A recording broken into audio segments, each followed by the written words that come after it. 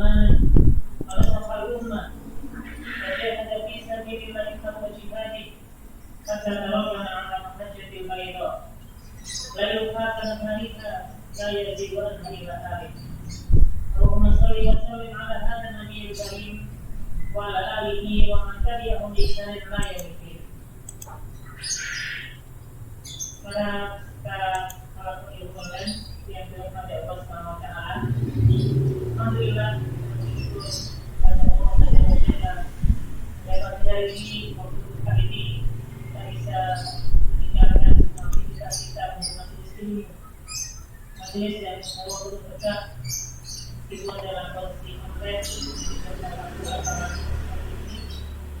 mudah-mudahan yang kita dalam rangka positif tidak terlalu bagaimana yang disampaikan menjadi fi khairan difaqil dan siapa yang berkehendak terjadi baik pada diri seseorang maka Allah akan semakin membangkitkan orang tersebut ke dalam agama.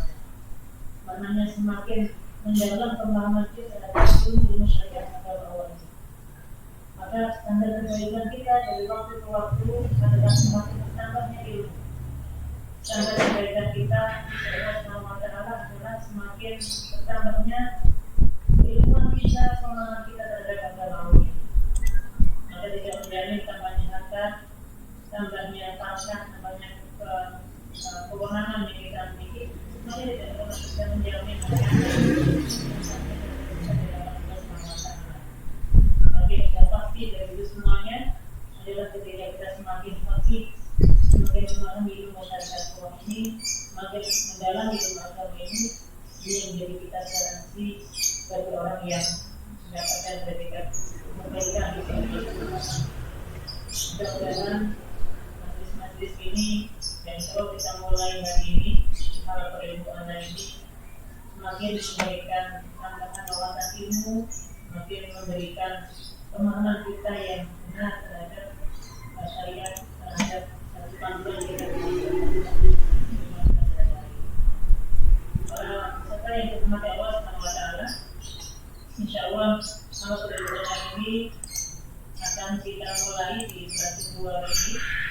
Di antara jadwal yang kita rilis di pertemuan di hari Selasa nanti ini kalau kita akan membahas tentang majelis Islam bagaimana kita menjalani proses pendidikan di dalam Islam.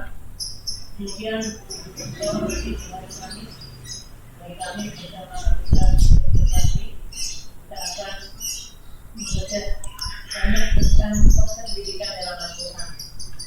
Bagaimana Al-Quran memberi panduan bagi kita dan bagaimana kita menjadi kehidupan Nabi Sallallahu Alaihi Wasallam. Dan insyaallah nanti di hari Sabtu akan dipandu oleh Ustaz Nabi Golden yang insyaallah akan membahas tentang konsep-konsep pendidikan ada di dalam Islam. Mudah-mudahan dengan tema-tema ini makin menjadikan kita mengerti bagaimana Islam menjadi proses pendidikan yang sudah lebih baik dan yang kita alami dan yang kita alami. Dan insyaallah pada pagi hari ini pembahasan kita mengawali pembahasan majelis pada Islam ini kita akan menyampaikan sedikit tentang dari mana Nabi Muhammad Shallallahu Alaihi Wasallam hidup negara.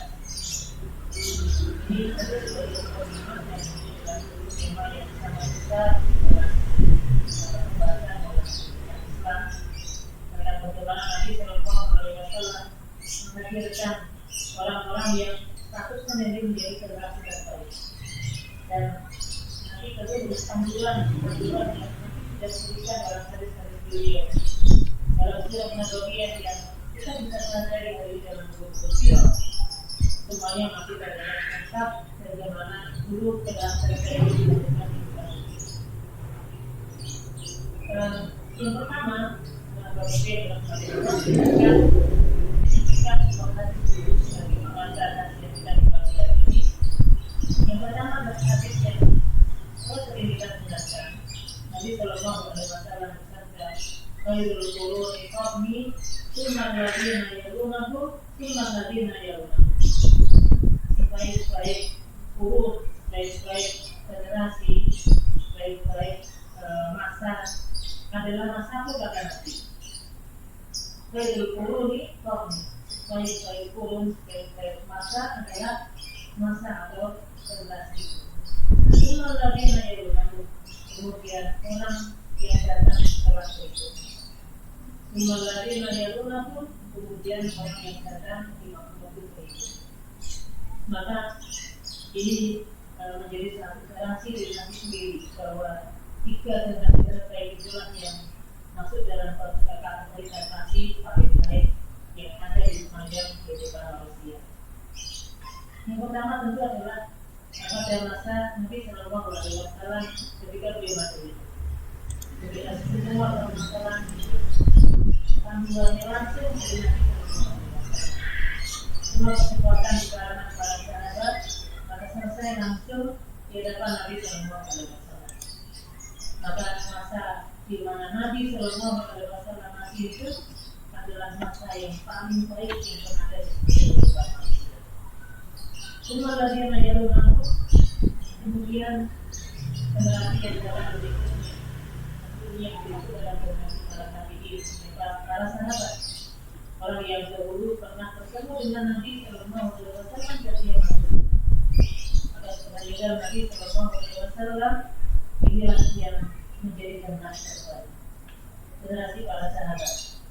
Semua lagi menyeluruh kemudian generasi sesudahnya, maknanya adalah generasi mereka yang dulu pernah bertemu dengan para sahabat. Dulu mereka adalah orang Muslim, orang Islam. Maka inilah yang dikatakan oleh Nabi Shallallahu Alaihi Wasallam, generasi terbaik itu ada di dalam 3 generasi. Yang pertama adalah kedua Nabi Shallallahu Alaihi Wasallam itu. Kemudian yang kedua adalah generasi para sahabat.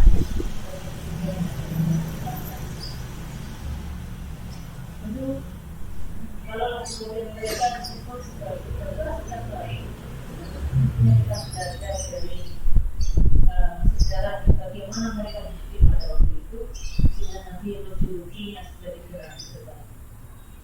Ini hadis pertama yang kita jadikan tema dan ini menjadi satu panduan bagi kita semuanya. Kalau kita ingin menghadirkan generasi terbaik itu, maka potretnya adalah 3 generasi. Jadi itulah yang sering kita dengar ada kata-kata salaf, yang mana generasi salaf adalah generasi yang merujuk pada 3 masa itu. Masa Nabi Shallallahu Alaihi Wasallam, kemudian masa Nabi para sahabat dan masa para sahabat. Kemudian yang kedua, bagi rahmat Allah Subhanahu Wa Taala adalah hadis Nabi Shallallahu Alaihi Wasallam, hadis yang diriwayatkan oleh Imam Ahmad. Di dalam hadis yang panjang ini Nabi bercerita tentang urutan zaman, dan tentu ini sudah sangat familiar yang sudah kita kenal, sudah kita dengar ya. Tapi setidaknya kita ingin merangkai tema ini dengan berdasarkan hadis ini. Di dalam hadis riwayat Ahmad tersebut Nabi Shallallahu Alaihi Wasallam menyampaikan, "Takunu nubuwwah fiikum ma sya'allahu an takun." Akan datang ada masa nubuwah di dalam masa yang kalian akan alami, antakus, dan itu akan berjalan. Cuma ya tahu tidak syarat ayat fa'ala. Kemudian generasi nubuwah itu akan diangkat oleh Allah Subhanahu Wa Taala ketika Allah menjadi. Maka inilah yang kita kenal dengan masa nubuwah, masa di mana Nabi Shallallahu Alaihi Wasallam masih hidup dan masih mengesahkan para sahabat itu. Maka inilah masa pertama. Kemudian Nabi Shallallahu Alaihi Wasallam melanjutkan, dan hadis tersebut summa takunu khilafah ala manhajin nubuwah, fatakunu ma sya'allahu an takun. Maka setelah meninggal Nabi Shallallahu Alaihi Wasallam akan datang masa yang kedua, yaitu nanti menyebutnya dengan istilah khilafah ala manhajin nubuwah, kekhalifahan yang berdasarkan manhaj Nabi, kekhalifahan berdasarkan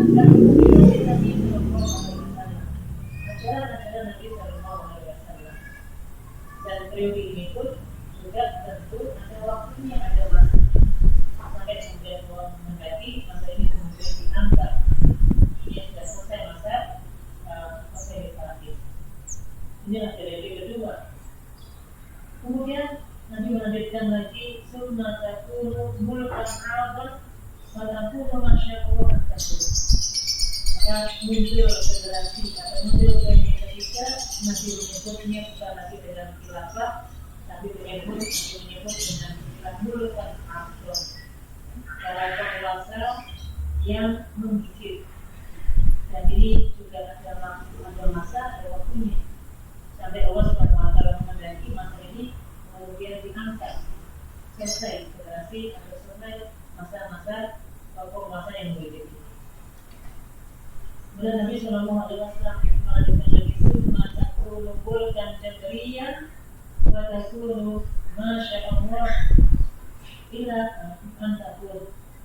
Maka setelah selesai generasi para penguasa yang begitu itu akan datang generasi yang keempat yang tadi disebut sebagai mulkan jabriyyan, para penguasa yang diktator, para penguasa yang punya karakter diktator yang ini juga punya masa, dan tentu nanti juga akan berakhir sebagaimana yang Allah kehendaki, yang kemudian akan diangkat di muka bumi.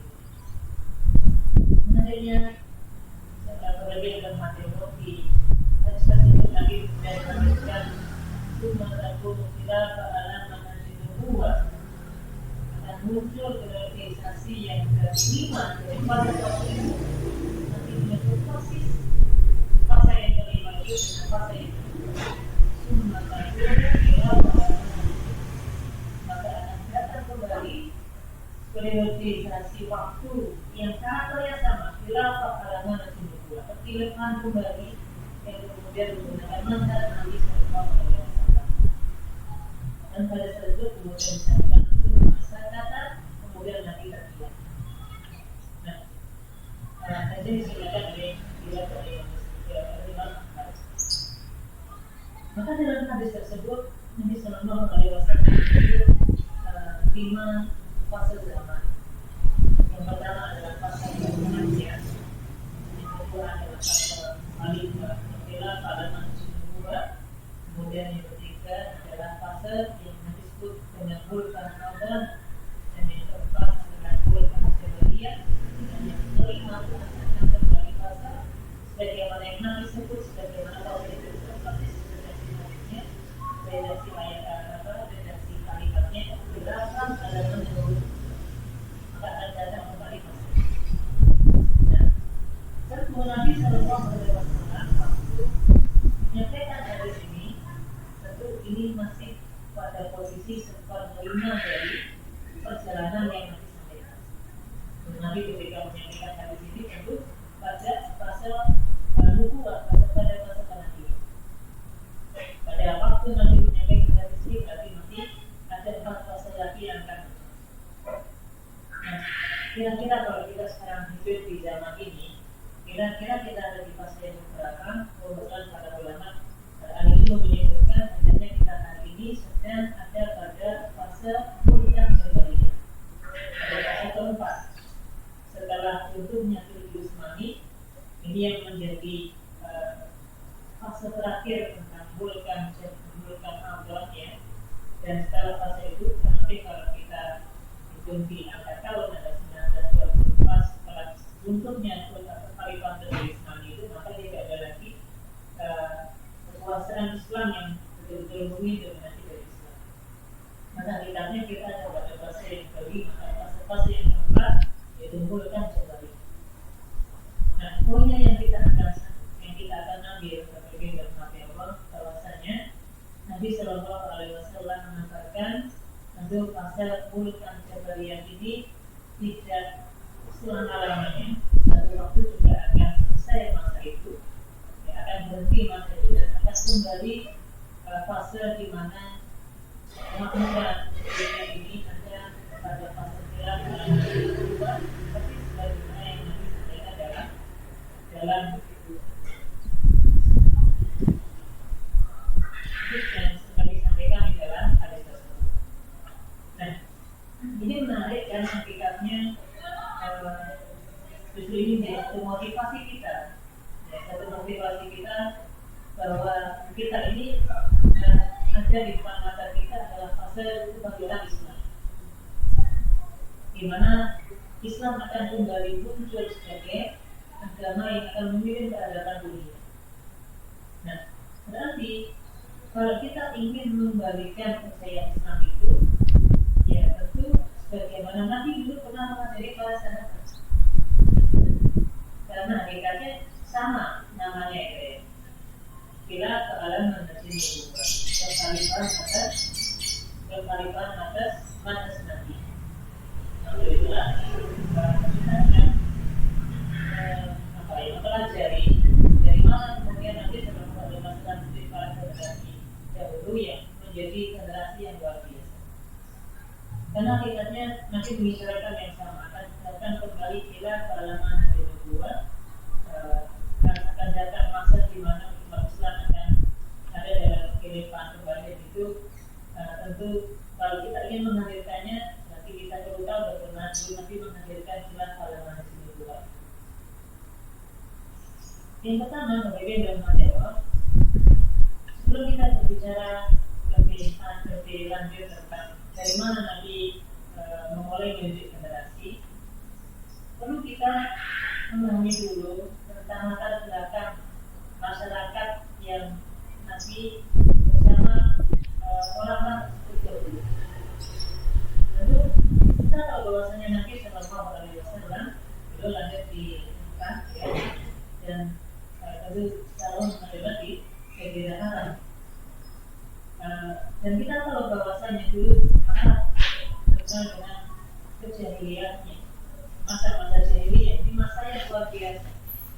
Potret masyarakat, kalau kita pernah membaca film Nabawi yang di awal-awal itu kan digambarkan tentang visual masyarakat jahiliyah, masyarakat yang luar biasa kondisi keburukannya dari segi akhlak, dari segi kesehariannya, tidak tingkah-lakunya, tidak menjadikan sesuatu yang menjadi satu gambaran dari sebuah maka cerita-cerita tentang kejadian ketika mereka dalam kondisi kehidupan ilmu itu mengumpulkan nanti itu ya, hukum riba, hukum bergerak yang kuat menguasai yang lemah dan seterusnya. Ini kan gambaran dulu masyarakat dunia. Bahkan satu kondisi moral yang tentu kalau kita bandingkan dengan hari ini, misalnya ya, perbandingan yang sama-sama kita bandingkan itu, maka kita akan menjumpai justru dulu orang-orang sekarang itu lebih parah daripada kondisi kita hari ini.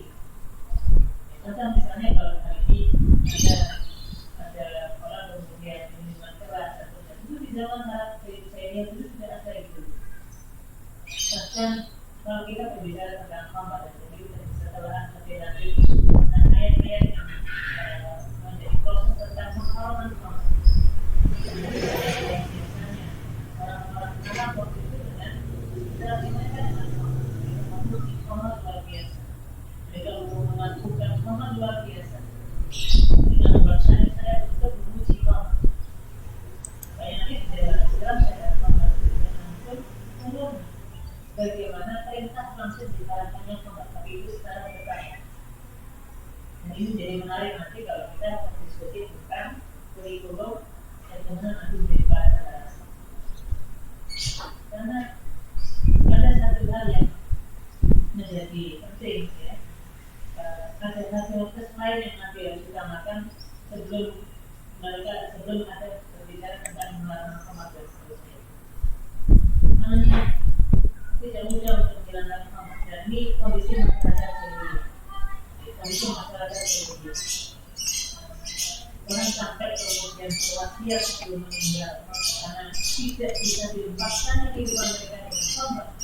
Bisa mereka berwasiat kalau meninggal, kalau menunjukkan mereka khamarnya di jalan disertakan khamar itu dengan segala budaya karena tidak mungkin mereka meninggalkan khamar. Maka ini tentu masyarakat jadi yang kami pertama akan dibaca orang dalam masyarakat. Kemudian pula nanti terkait dengan peperangan itu masyarakat Arab juga orang Muslim sangat terkenal dengan istilah peperangan. Mereka orang yang sangat mudah menumpahkan darah.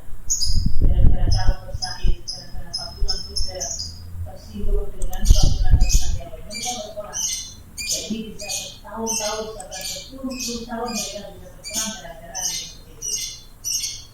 Maka masyarakat yang seperti itu sebenarnya, masyarakat yang sebenarnya seperti itu bahkan nanti termasuk penyakit sekali itu juga sangat terkenal. Penyakit dulu ada penyakit yang disebut dengan al-humma al-madani, penyakit kalau kita silakan dari semacam flu, maka disilakan dengan flu madani, flu madinah. Kalau ini ada flu yang dinisbatkan kepada kota tertentu, itu ada virus dan ada. Jadi misalnya ada flu Singapura gitu ya, flu Singapura atau flu tertentu dari negara tertentu. Tapi flu madinah punya penyakit seperti yang flu al-madani, flu madinah.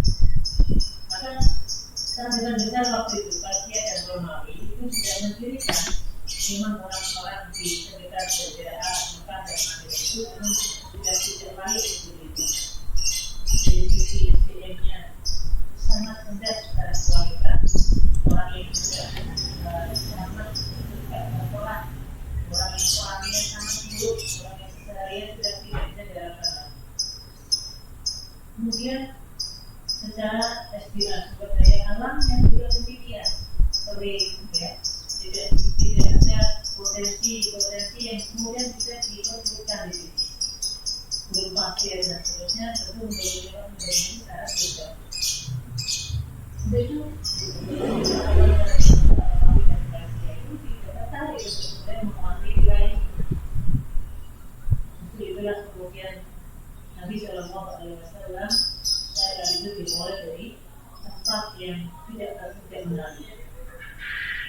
Maka kemudian pakai Allah, kalau kemudian kita baru mencari sekarang kondisi seperti itu, kemudian nanti dari awal dakwah Nabi Shallallahu Alaihi Wasallam sampai beliau meninggal, sampai beliau wafat di tahun ke-11 itu, kita tahu bagaimana nanti pendidikan. Kita tahu bagaimana interaksi Nabi dengan para sahabat-sahabat itu bisa melahirkan satu generasi yang bila seperti di awal tadi, kalau quruni qaumi summa alladziina yalunahum summa alladziina yalunahum. Generasi yang tadi sebut sebagai generasi yang tadi yang paling baik, baik generasi baik masa dan tidak akan pernah terulang kembali generasi tersebut. Ternyata di sebelumnya ini adalah masyarakat yang sudah sangat rusak secara akhlak, sudah sangat rusak secara tatanan masyarakat, dan ini luar biasa. Maka itu kita belajar justru di tempat yang tidak menarik itulah ternyata akan mulai muncul. Dan ini hikmahnya kalau kita belajar fikih nanti terkait dengan fikih muamalah, fikih terkait dengan jual beli dan seterusnya. Ada jual beli yang justru diambil contohnya dari masyarakat Jawa. Ada namanya Baibul Mason, ada Baibul Buddha dan seterusnya. Itu semuanya adalah praktek jual beli yang kemudian dilakukan oleh orang-orang Arab Jawa. Jadi dari kondisi seperti itulah kemudian muncul satu generasi yang kemudian Nabi Shallallahu Alaihi Wasallam sebut sebagai khairul sebagai generasi.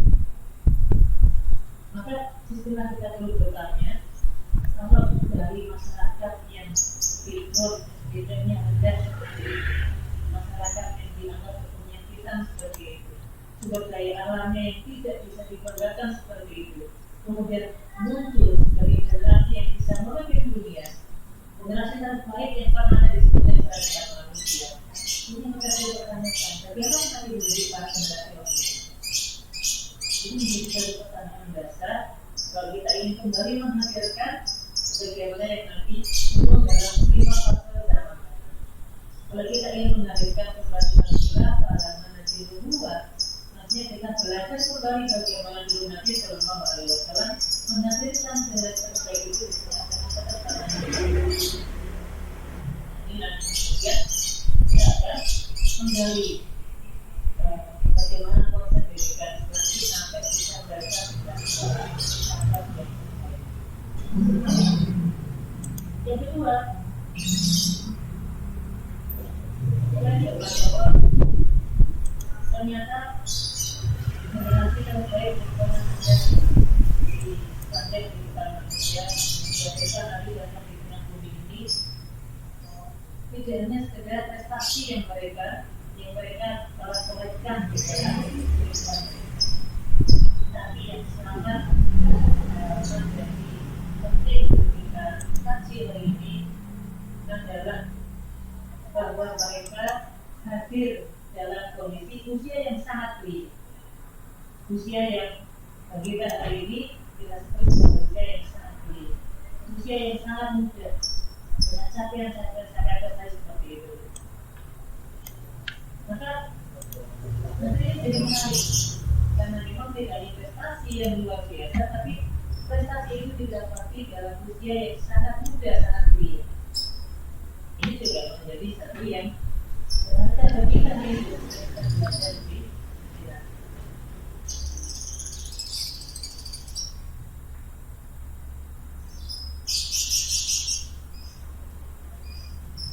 Kalau misalnya kita kenal dengan siapa yang namanya Nabi Muhammad, tentu dalam masa-masa hidupnya yang sama dengan Nabi Sallallahu Alaihi Wasallam, itu tidak lama bersama. Dekatnya dengan Nabi tidak lama. Tapi Nabi mendoakan Allah mengikuti wali mengatakan, ya Allah pakaikan Ibnu Abbas ini dalam agamamu dan ajarkan takwil ajaran Quran. Kita tahu Ibnu Abbas radhiyallahu adalah seorang sahabat Nabi yang kemudian kedua ini menjadi sahabat yang dikenal sebagai sahabat yang berdoa. Iman Al-Quran, orang yang sangat paham tentang tafsir.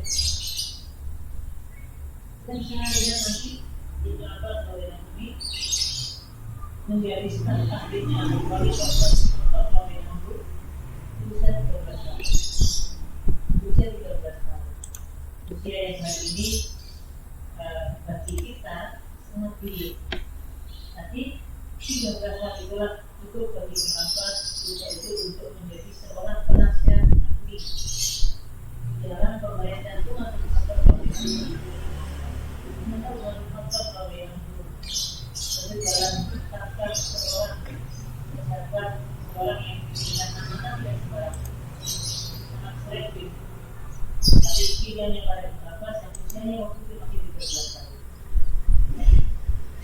Bahkan kita bersama belajar Ibnu Abbas sampai kemudian nanti di zaman Khalifah Ali bin Abi Thalib bertempat dengan orang-orang Khawarij yang kemudian dia pada waktu itu bisa menyaksikan orang-orang Khawarij yang jumlahnya ribuan. Itu kembali mereka kepada pangkuan Islam, akidah yang benar setelah berdialog dengan Ibnu Abbas. Kita hanya belajar sampai kemudian di usia yang sangat muda 13 tahun bisa menjadi seorang penasihat ahli, tak ahlinya Imam Syafi'i. Tentu usia kuliah dahulu tidak hanya Ibnu Abbas. Kita tahu yang namanya Islam bin Zaid putra dari Nabi Nabi Sallallahu Alaihi Wasallam Zaid bin Harithah yang waktu Nabi Sallallahu Alaihi Wasallam dalam wafat beliau Islam bin Zaid itu diamanahkan oleh Nabi Sallallahu Alaihi Wasallam jadi seorang komandan perang yang akan memimpin pasukannya untuk masuk ke wilayah Romawi waktu itu. Coba, memimpin perang dan lawannya bukan sembarang peradaban besar, Yahudi besar Romawi.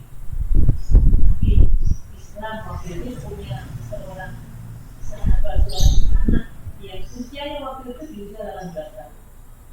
Di seorang panglima perang yang memimpin pasukannya untuk menyerang di wilayah Romawi. So nanti dalam kondisi bersama saya ini kemudian balik lagi ke Madinah karena memang Nabi wafat. Dan nanti ketika Khalifah Abu Bakar As-Siddiq mulai kembali memimpin, Abu Bakar As-Siddiq tetap melanjutkan apa yang diamanatkan Nabi kepada Usama bin Zaid untuk melakukan perjalanan untuk sampai mendapatkan dakwahnya ke wilayah Romawi. Meskipun dalam kondisi itu juga tidak mudah karena ada banyak pertentangan di antara para sahabat sendiri. Maka yang cara usulannya banyak yang lain. Caranya menjadi pemimpin untuk menyerang wilayah Mamawi. Sambil dia tidak cukup dibandingkan dengan sahabat-sahabat beliau yang lain. Tapi juga pada titik kalau kemudian Nabi Shallallahu Alaihi Wasallam sudah memerintahkan seperti itu, maka kalau Nabi memerintahkan ini kembali. Tentu tidak hanya dua nama tersebut, masih banyak nama yang lain. Ada Abdullah bin Umar, Abdullah bin Zubair. Ada sahabat-sahabat mulia yang lain dalam usia yang sangat tinggi, mana Umar itu mereka hadir di tengah umatnya, di tengah kemewahannya, dengan prestasi luar biasanya, dengan usianya yang sangat tinggi. Dan lagi menjadi pertanyaan bagi kita, bagaimana Nabi itu mereka? Bagaimana Nabi Shallallahu Alaihi Wasallam mempersiapkan pribadi-pribadi yang kemudian menjelma orang-orang terbaik yang pernah dari sepanjang zaman. Maka pada kesempatan pagi hari ini, tentu saya tidak bisa membahas keseluruhan ya. Nanti kita beberapa poin yang akan kita sampaikan. Yang pertama, kalau ini dalam hal yang bagaimana atau dari mana Nabi Shallallahu Alaihi Wasallam memulai pendidikan generasi terbaik itu, tentu kita bisa mengambil satu tujuan bagaimana yang bisa kita lakukan itu kita dengan cara mengatakan khususnya mengenai Sallallahu Alaihi Wasallam banyak kemudian berdakwah. Nabi bersama Nabi Sallallahu Alaihi Wasallam pada saat kita pada waktu-waktu usia remaja, wanakmu fitya pada waktu kita dalam kondisi usia muda, usia remaja kalau kita istilahkan tadi. Akhirnya kebetulan sahabat mulia sudah dipersilakan. Kami telah bersama dengan Nabi Sallallahu Alaihi Wasallam, bersama Nabi Sallallahu Alaihi Wasallam pada saat dalam kondisi kami masih usia remaja. Fata'allam al-iman qabla an nata'allam al-Qur'an. Kami belajar iman sebelum kita belajar Al-Quran. Cuma ta'allam al-Quran. Maka setelah iman itu kuat, kami baru belajar Al-Quran. Maka itu mengatakan belajar lagi di iman. Maka setiap kita belajar Al-Quran, maka bertambah iman yang ada dalam diri. Maka ini satu kategori yang sangat mahal tentang bagaimana Nabi itu mengawali pendidikan terbaik itu. Ternyata ini salah satu rahasianya. Bagaimana disampaikan oleh sahabat mulia yang berjemaah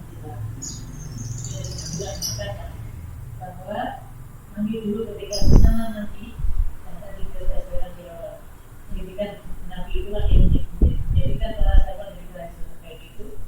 Ternyata ini kuncinya. Nabi mengawali pendidikannya dengan iman. Nabi SAW bagaimana yang disampaikan oleh Nabi Fata'alam al-iman qabla an nata'alam al-Quran. Kami belajar iman sebelum kita belajar Quran. Maka setiap kita belajar Quran semakin bertambah iman kami. Itu berarti kita menyampaikan agama ini untuk menyampaikan kepada generasi berikutnya kepada para tabi'in. Maka kemudian mengatakan, tapi enam beliau dan kalian hari ini kata Ibnu Abdillah, dia mengatakan ta'allam al-Quran wa ta'limah. Kalian hari ini sebaliknya belajar iman sebelum belajar Quran sebelum belajar iman. Maka ini yang menjadi satu kalau kita lihat tadi yang pertama kepada generasi Nabi. Setelah itu berarti para sahabat dan berikutnya adalah generasi para tabi'in. Ternyata kata-katanya adalah Nabi Sallallahu Alaihi Wasallam mengatakan kita belajar iman sebelum mereka belajar Quran. Mereka belajar masa generasi para sahabat.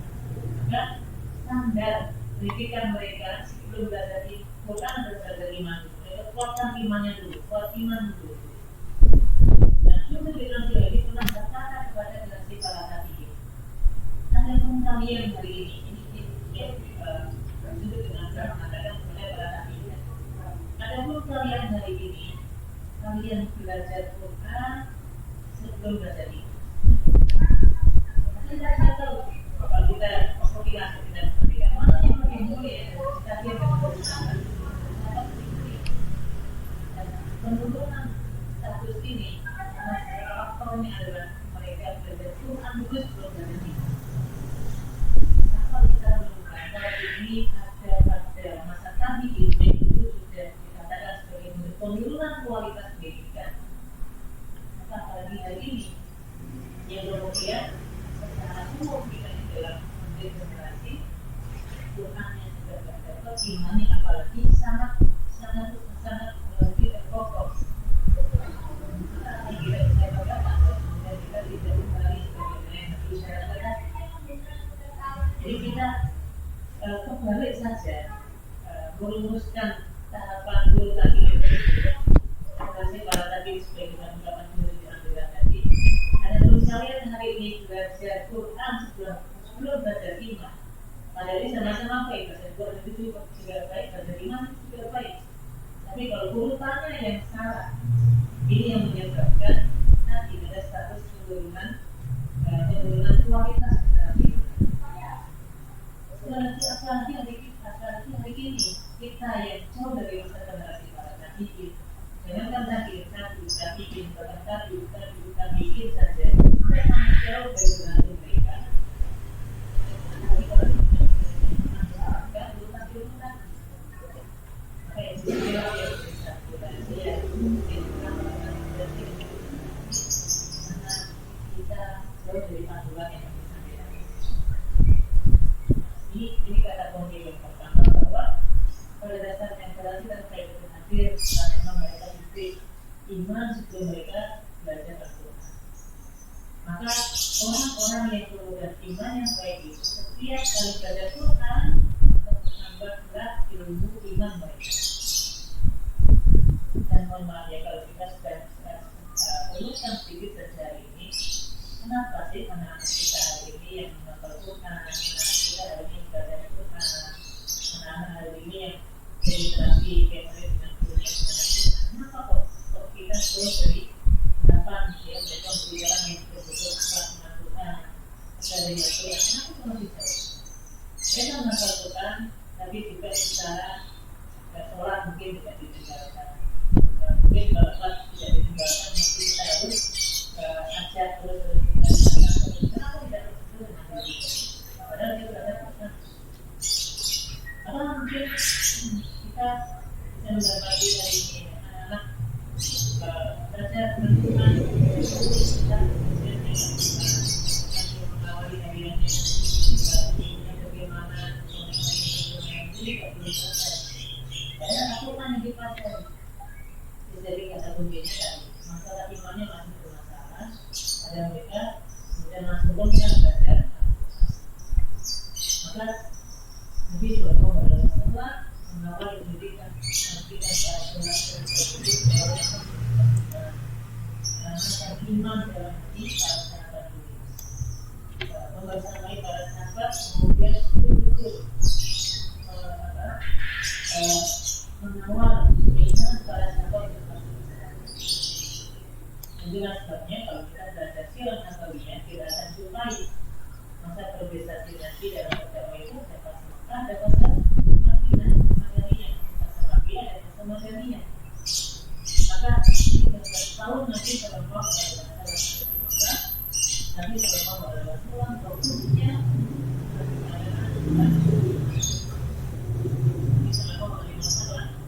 bangun fondasi di Mekah dulu. Maka fokus Nabi dalam mendidik para generasi adalah memfokuskan diri untuk menjadi kondisi. Itulah sebabnya ini belum terkait dan tentang semua yang itu berkaitan dengan keimanan, membuatkan keimanan, mengingatkan tentang hari akhir, mengingatkan tentang bagaimana zaman dunia. itu yang disebut kilometer. Iman inilah yang menjadi satu fondasi dasar yang harus ditanamkan kalau kita ingin menjadi sebagaimana dengan terbaik. Nah, lalu kemudian setelah iman itu kuat, barulah kemudian muncul yang namanya belajar Al-Quran. Karena ini jadi berusaha iman sebelum Al-Quran. Nah, kemudian sederhana kalau kita lihat dari ini, coba kalau kita kembali pada tema tentang khamar tadi. Betapa memang iman itu yang menjadi satu fondasi untuk meninggalkan khamar. Dan ini yang menjadi satu ungkapan nanti. Kalaulah dulu, bagaimana yang sudah dulu disampaikan oleh pemerintah, kalaulah sekiranya di awal-awal Islam itu di Madinah, di Mekah, kemudian turun ayat yang kemudian langsung mengharamkan khamar, langsung mengharamkan riba, langsung mengharamkan zina dan seterusnya, maka saya dalam orang Islam saat itu berdiri akan pernah bisa meninggalkannya, karena memang mereka sangat lekas sekali dengan kebiasaan.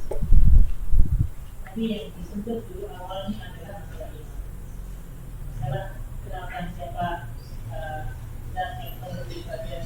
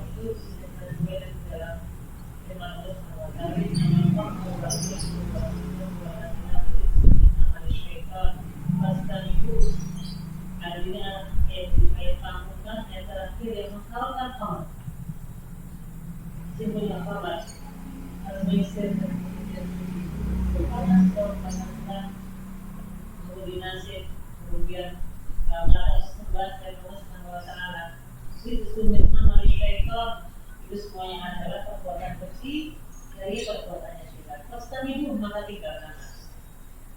Nah ini jadi ayat terakhir yang mengharamkan khamar.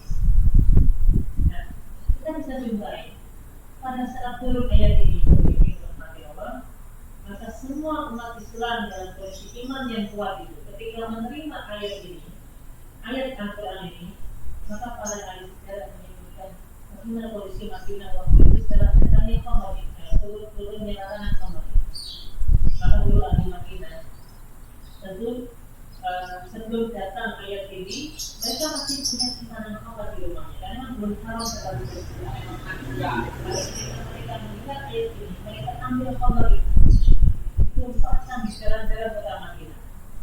Semua khamar yang ada di rumah mereka ambil dan kemudian mereka tumpahkan di kota Madinah. Maka kita tahu kota Madinah tentu ada pasir, namanya jalan-jalannya tentu tidak seperti jalan kita umumnya di masyarakat kita di Indonesia ini. Yang namanya pasir itu, kalau kemudian dikasih air, maka otomatis juga ada cair, gitu kan? Malah kemudian kita menyerap. Jika turun air tentang khamar ini, dan kemudian mereka orang-orang Islam yang sudah punya iman dalam hati ini, kita turun ayat tentang mengharamkan khamar, karena kemudian mereka menurunkan khamar-khamar mereka di tengah jalan-jalan itu. Sampai kemudian saking banyaknya khamar itu, kemudian jalan melayani dan jalan-jalan beramah itu dengan sambil khamar. Itu menjadilah saking banyaknya. Kalau kemudian kalanya pikir mungkin masuk konteks ke dalam alasan. Kalau ini tidak, saking banyak itu menyebabkan sampai menurunkan khamar itu dalam itu karena mendengar ayat Quran bahwa khamar dilarang di rumah sama. Maka nanti manfaat atau bilang ketika turun ayat khamar ini, ketika menyampaikan karena untuk mengetahui tidak akan ada yang mengakhiri semua tentang khamar itu. Tidak kalian semuanya kemudian bertaubat dan selesai semua menyelesaikan semua yang kaitannya dengan khamar, meninggalkan semua yang artinya bagian Allah mengatakan kita hai ya Allah, kita hai ya Allah, harus selesai ya Allah, selesai semua, meninggalkan semua tentang Allah. Karena hari ini dari Ramadhan ada satu sisi cerita tentang bagi kita terhadap keimanan kita. Ada kita dulu ketika ayat Allah itu semuanya meninggal. Maka ada satu kelompok orang yang kemudian mereka sampai berkumpul dan kemudian mereka masih lupa dan memang belum tahu batasan demikian yang maksud dari bisa ada di kita yang ada. Jadi ayat yang sudah pernah waktu itu tidak semuanya tahu karena ketika ada satu kelompok sahabat yang berkumpul dan belum paham dan sahabat yang lain yang tahu tentang ayat tadi, yang ketika datang kemudian dia mengatakan, wahai orang-orang wahai sahabatku, tidakkah kalian tahu bahwa sudah datang ayat yang berkaitan dengan pengalaman Muhammad? Maka kemudian sampaikan ayat tadi, Allah mengatakan pengalaman Muhammad. Pada dalam itu ada seorang sahabat yang waktu itu mau minum Muhammad. Jadi di kelasnya dan jadi ada itu masuk di bibirnya dan sebagai sesuatu mikronya ketika datang dia Muhammad tadi langsung kemudian ayat tersebut dan langsung kemudian Muhammad itu diambil dan kemudian ditumpahkan nomornya dimuntahkan apa yang masuk ke dalam bisa ngurusnya kan sangat seraja dalam ambilan iman sultannya kuat kemudian datang langsung berikan dengan ambil. Ketika imannya kuat kemudian kata ayat yang melarang satu larangan sangat mutlak bagi seorang ini tidak akan tinggalkan anak. Sebenarnya ketika iman itu kuat kemudian ayat Al-Quran datang menyampaikan satu perintah maka iman itu yang akan mendorong kita melakukan segala hal yang kau perintahkan dalam ayat. Tidak tanyakan bagi ahli ini kita jumpai orang kemudian maka kita datang ke mereka dan kita katakan inna ma'akum wal misi wal ansar wal azlam itu amal syaitan. Mereka yang paling seperti itu para sahabat yang ketika khamar sudah ada di mulut, ada di depan mereka bukan ada waktu seperti kita yang mengingatkan yang sudah dilarang. Seperti bahwa mungkin oleh keduanya terjadi. Kenapa demikian? Faktornya adalah karena kondisi untuk itu ini menjadi satu kunci di dalam pendidikan. Nabi Sallallahu Alaihi Wasallam dari para sahabat itu pertama yang kemudian kita akan dikuatkan adalah pendidikan yang pendidikan yang meletakkan iman sebelum akhirat itu masukkan penting ada waktunya iman tapi yang pertama kali kita ajarkan adalah bagaimana kita bukti iman. Nah berarti dengan kurikulum kita ini pertama bagaimana nanti kita adalah tentang iman.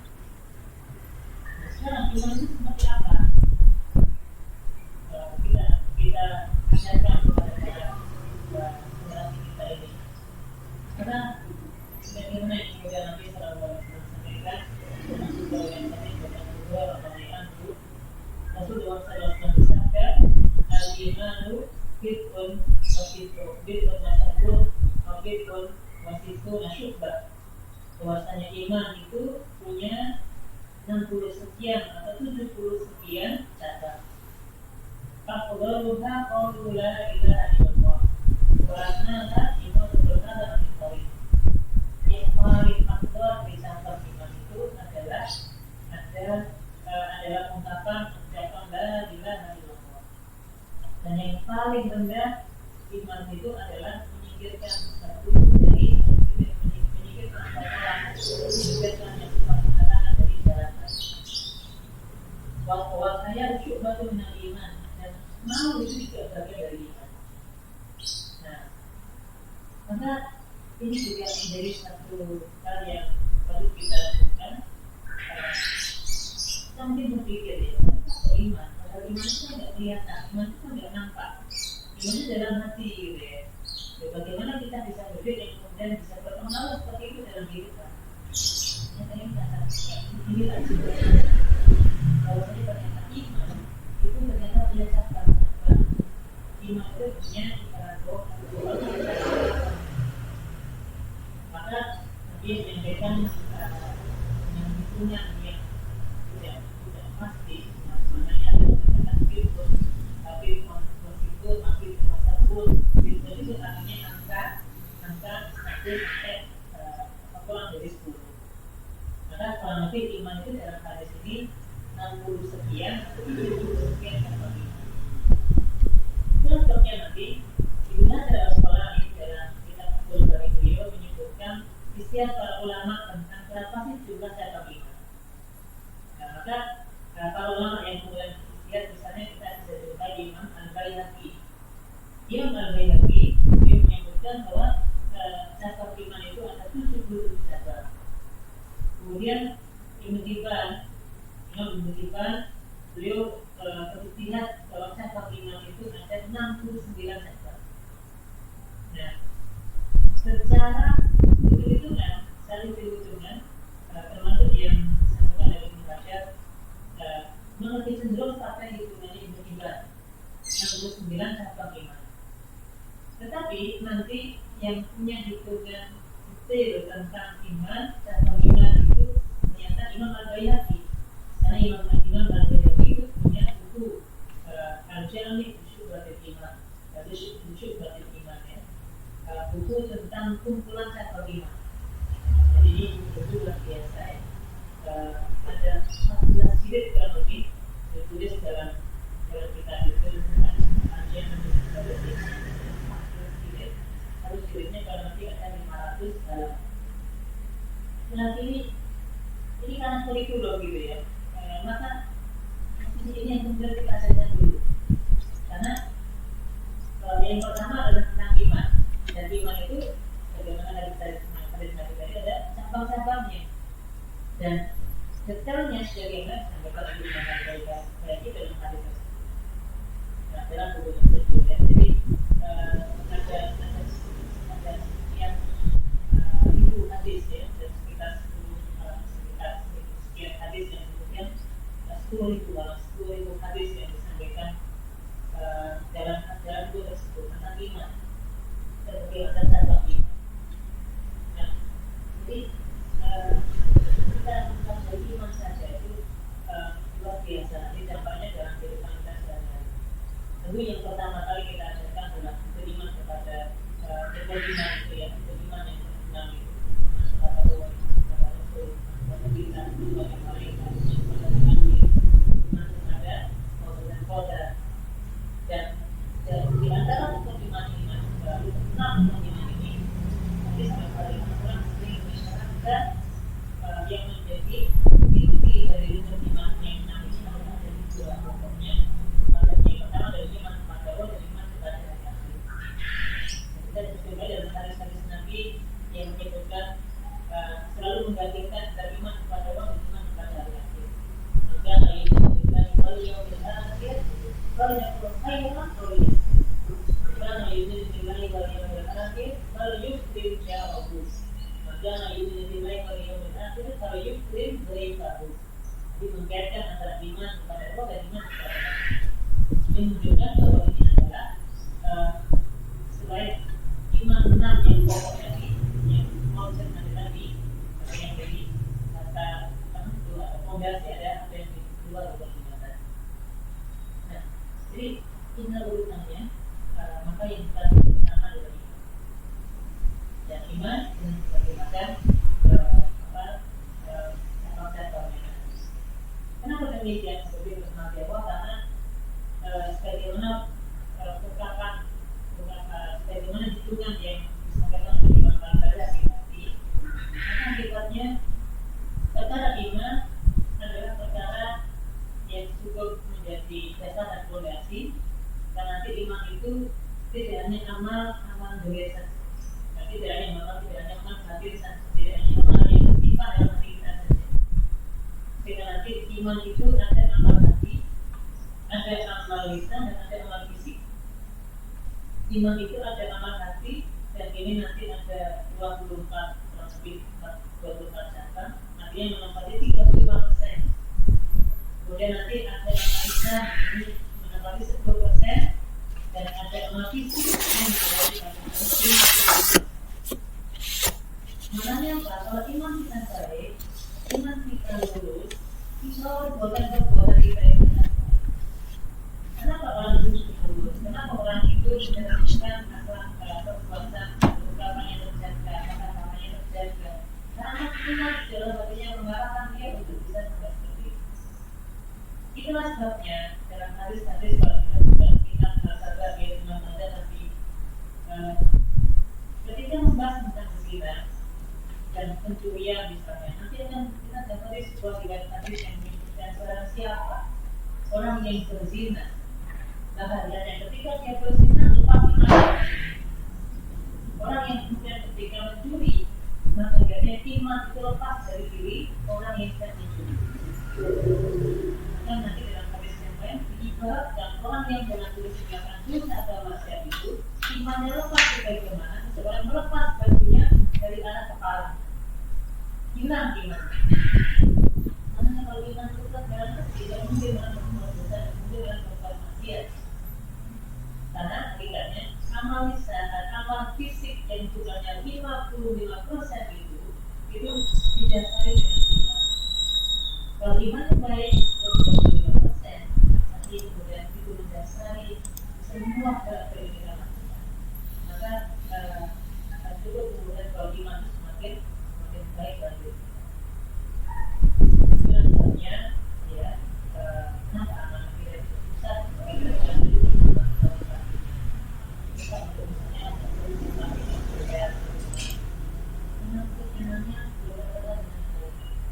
kalau imannya terkadang dengan baik, saya yakin dia jika merasa sadar itu bagi daripada ketika dia merasakan tempat tidurnya, kemudian dia yakin iman itu, yakin bahwa mengawasinya, yakin bahwa ada malaikat sebagai hadis yang menjadi sama perbuatannya, yakin bahwa iman itu yang bisa menggerakkan ketika dia amal baik akan kebaikan yang akan dia terima. Ketika dia berbuat jahat maka ada amalan atau ada ancaman yang akan dia dapatkan. Itu iman yang menggerakkan. Jadi satu hal ya sebagai berkat Allah apa yang kita simpulkan dari mana tadi semua ada yang sedang kita itu banyak dapatkan mungkin melalui dari iman. Tentu ini menjadi fondasi. Yang namanya fondasi nanti masih ada bagian yang lain, ada kegiatan yang lain. Itu nanti sambil kemudian dan berarti dengan urutan ilmu yang harus kita nangkap dalam pemahaman kita. Tapi yang poin yang pertama, mari kita dalami kembali tentang iman dan sebisa mungkin kita ajarkan anak-anak tentang iman karena ini fondasi. Bagaimana dulu Nabi Sallallahu Alaihi Wasallam dari awal generasi itu menjadi generasi terbaik dalam iman. Ya, bahwa di surat sebagai pengantar awal, kalau nanti di karakter ilmu yang lain kita bisa lanjutkan di materi-materi yang lain dengan manfaat. Ini saja sebagai mukadimah.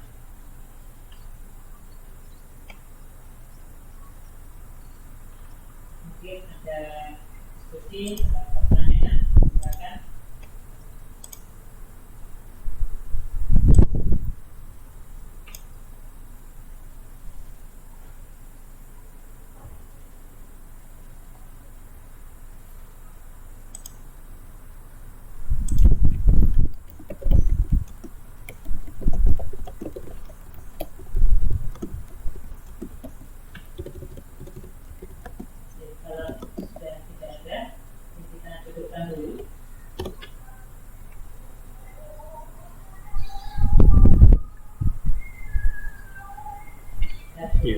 Iya.